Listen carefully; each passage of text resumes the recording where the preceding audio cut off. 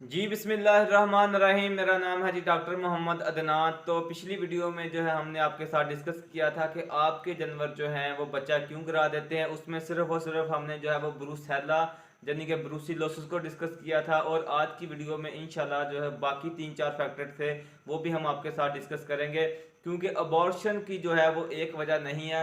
लोग सारे का सारा जो मलबा है वो सिर्फ और सिर्फ ब्रूसेला के ऊपर डाल देते हैं। आप जानकर हैरान होंगे कि ब्रूसेला के अलावा भी कौन से 3 से ऐसे फैक्टर हैं जो कि इतनी हद तक खतरनाक हो सकते हैं कि वो फार्म पर जो है वो बहुत ज़्यादा जो है वो अबॉर्शन करवा सकते हैं।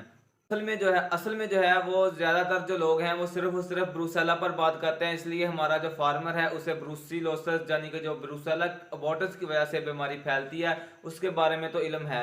लेकिन दूसरी तरफ जो है वो 3-4 और फैक्टर हैं, उनके बारे में जो है वो हमारा जो फार्मर है उनको इल्म नहीं है, क्योंकि हर बंदा जो है वो सिर्फ और सिर्फ ब्रूसिलोसिस के ऊपर बात करता है, दूसरे फैक्टर के ऊपर वो बात नहीं करता। तो अगर दूसरे फैक्टर की बात की जाए तो उनमें नंबर 1 पर आ जाता है टॉक्सन। आप हैरान होंगे कि जो टॉक्सन है ये ब्रूसेला से भी ज्यादा खतरनाक है। आपको पता ही नहीं चलता कि आपकी फीड के अंदर यानी कि आपके जानवर के ब्लड के अंदर जो है वो टॉक्सन का लेवल बहुत ज्यादा हाई है, और उस वजह से जो है वो आपके जानवर जो है वो अबॉर्ट कर रहे हैं, उस वजह से आपके जानवर जो है वो बच्चा गिरा रहे हैं। मैं अपने छोटे फार्मर को बताता जाऊं कि टॉक्सन क्या है। टॉक्सन से मुराद मेरी ये है कि जो आप लोग जानवर को खुराक देते हैं, अगर उस खुराक को उल्ली लगी हो या उसमें फंगस लगी हो तो उस वजह से जो फीड होती है, जो खुराक होती है, उसमें टॉक्सन का लेवल हाई होता है। वो टॉक्सन जब एनिमल खाता है, टॉक्सन वाली फीड, उल्ली वाली फीड जब एनिमल खाता है तो वो उसके ब्लड में जाता है। ब्लड में जाने के बाद वही जो टॉक्सन है वो जो बच्चेदानी होती है, यूट्रस होती है एनिमल की, वहां तक जाता है और जाकर जो है वो अबॉर्शन यानी कि करवा देता है। तो आपको जो है वो ख्याल रखना चाहिए अपनी फीड का, यानी कि आप देखें कि आप जो अपने जानवर को खुराक दे रहे हैं उसके अंदर कोई टॉक्सन तो नहीं है। असल में बात इस तरह है कि लोग, बहुत सारे लोग इसके ऊपर इसलिए बात नहीं करते, खासकर जो मार्केटिंग्स वाले हैं, जिसमें वंडा मार्केटिंग वाले आ जाते हैं, कि उनकी जो असल में सारा मसला जो होता है उनकी फीड का आ जाता है, कि आप फिर उनको बाद में क्लेम करते हैं कि आपकी फीड के अंदर टॉक्सन ज़्यादा था। तो उनको जो है वो उन सवालात के आप जो उनसे सवाल करते हैं फिर जवाब देना पड़ते हैं, और उसके बाद ऐसा भी होता है कि आप शायद उनकी जो फीड है उनको छोड़ दें। तो इसलिए जो है वो हर बंदा जो है वो बात ब्रूसिलोसिस के ऊपर डाल देता है।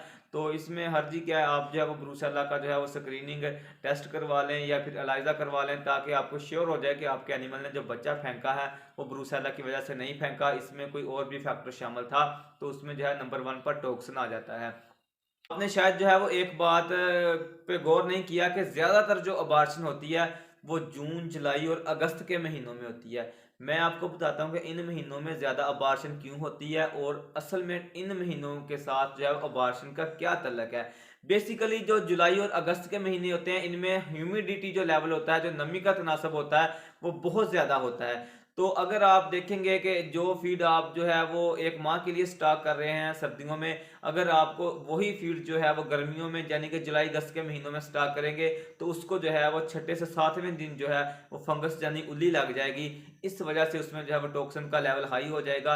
आपने वैसे भी देखा होगा कि जो मंथ होते हैं जुलाई अगस्त में, जब ह्यूमिडिटी का लेवल बहुत ज़्यादा होता है, आपकी जो एनिमल की खुरली होती है, जो फीडिंग टेबल होता है, वहां पर आपको फंगस लगी हुई नजर आएगी। अगर आप जो है वो 1 या 2 दिन आपने जानवर की खुरलियां जो है या फीड टेबल जो है उसको साफ नहीं करते तो आपको वहां पर उल्ली लगी हुई नजर आएगी। तो इसलिए जो है इन महीनों में फीड में टॉक्सिन ज्यादा होने की वजह से जो है आपके एनिमल अबार्ट करते हैं। तो आपने जो है एक तो इन महीनों में जो है वो अपनी खुराक को बेहतर बनाना है, यानी कि आपने जो वंडा स्टोर करना है वो आपने 7-8 दिन से ज़्यादा स्टोर नहीं करना। और कोशिश करें कि टॉक्सन बाइंडर का जो है वो लाजमी इस्तेमाल करें इन 3 महीनों में। सर्दियों में बेशक आप इस्तेमाल ना करें, लेकिन इन 3 महीनों में जो है जुलाई और अगस्त के महीने में, जून के महीने में आप जो है वो टॉक्सन बाइंडर का लाजमी इस्तेमाल करें। और इसके बाद आप जो है जब मक्की की परचेज करते हैं, जब मक्की का दाना खरीदते हैं, तो कभी भी जो है वंडा क्वालिटी मक्की की तरफ ना भागें। असल में एक होती है वंडा क्वालिटी मक्की और एक होती है फीड क्वालिटी मक्की। जो फीड क्वालिटी मक्की होती है वो ए ग्रेड मक्की होती है, जो वंडा क्वालिटी मक्की होती है वो डैमेज होती है थोड़ी सी। उसके जो होते हैं टॉप कॉर्नर जो होता है मक्खी का, वहाँ पर जो है वो ब्लैकिश कलर का आपको शायद कोई चीज़ नज़र आती हो, उसको जो है वो फंगस लगी होती है, ब्लैक हुए होते हैं दाने उसके, तो उससे जो है वो टॉक्सिन का काफ़ी ज़्यादा इशू बनता है। तो आजकल तो आपको वैसे भी पता होगा कि एंग्रो और नेस्ले ने जो है वो दूध उठाना बंद कर दिया है, जिनका जो अफ्लाटॉक्सिन का लेवल था वो 0.5 ppm से ज़्यादा था, उनका दूध लेना ही बंद कर दिया है। तो इसलिए जो है वो आप अपनी फीड में जो है वो टॉक्सिन का लेवल कम करें। तो इसके लिए जो है वो आपने सिर्फ और सिर्फ अपनी फीड की मैनेजमेंट की तरफ जो है वो तवज्जो देनी है, और किसी काम के ऊपर जो है वो तवज्जो नहीं देनी।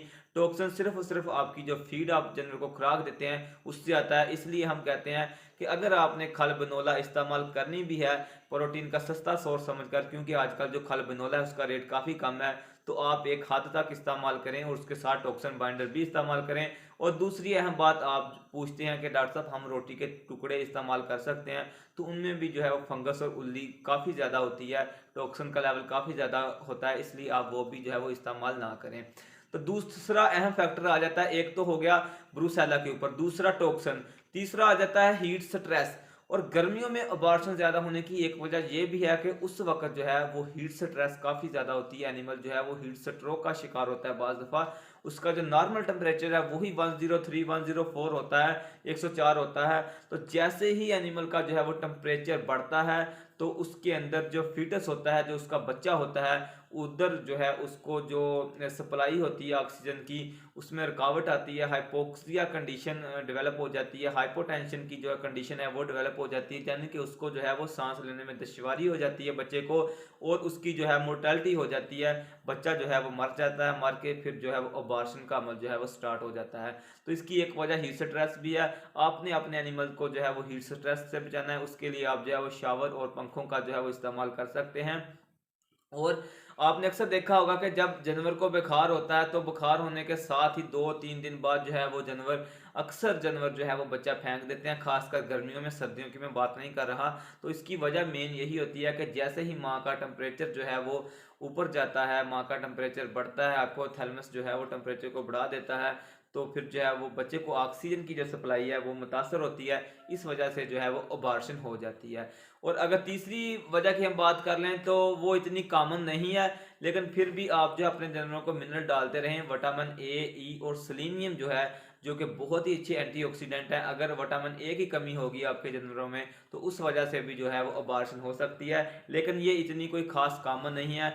मेजर जो है वो मैंने आपको बता दी हैं, एक तो ब्रूसिलोसिस, दूसरा टॉक्सिन। टॉक्सिन बहुत ज़्यादा अबॉर्शन करवाता है, लेकिन लोगों का इस तरफ ध्यान नहीं जाता।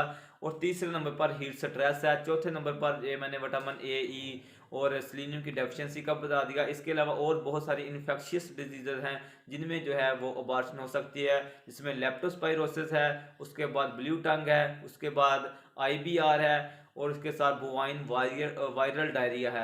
ये सारी जितनी भी मैंने डिजीज आपको बताई हैं, ये भी अबॉर्शन काज करवा सकती हैं, लेकिन आपने जो है मेजर तवज्जो देनी है ब्रूसिलोसिस के ऊपर। ब्रूसेला को ख़त्म करना है अपने फार्म से, इसके बाद टॉक्सिन को जो है वो ख़त्म करना है, और हीट स्ट्रेस जो है वो उसकी मैनेजमेंट करनी है। तो इंशाल्लाह जो है आपके एनिमल हैं वो अबॉर्ट नहीं करेंगे। इन 3 चीज़ों पे जो है वो आपने काबू पाना है, और ये कोई इतना मुश्किल काम भी नहीं है। ब्रूसेला के ऊपर आप कैसे काबू पाएंगे उसकी मैनेजमेंट भी आप हमने आपके साथ डिस्कस की थी, कि उसके लिए जो है आप अपनी हीफर को जो है वो वैक्सीन करवाएं 6 मंथ से लेकर 8 मंथ तक। टॉक्सिन को आपने किस तरह कंट्रोल करना है, ये सारा आपके हाथ में। आप किस तरह की खुराक एनिमल को देते हैं, जो कुछ आप अपने एनिमल को देंगे वो वैसे ही आपको बाद में जो है वो रिटर्न करेगा। तीसरे नंबर पर हीट स्ट्रेस आ जाता है, तो उसको जो है वो आप शावर और पंखों से जो है वो अपनी मैनेजमेंट को जो है वो सही करके उसको भी हल कर सकते हैं। तो मेरे ख्याल में आपको जो है वो आज काफ़ी इन्फॉर्मेशन पहुंच चुकी होगी। आपको पता चल गया होगा कि ब्रूसेला के अलावा भी कोई ऐसी डिजीज़ है जो कि आस्ता आस्ता लगी रहती है, लेकिन आप लोगों को जो है वो पता नहीं चलता, और वो जो है एनिमल में अबॉर्शन काज करवा देती है। तो आज के लिए इतना ही था, हमें इजाज़त दीजिएगा। अस्सलाम वालेकुम।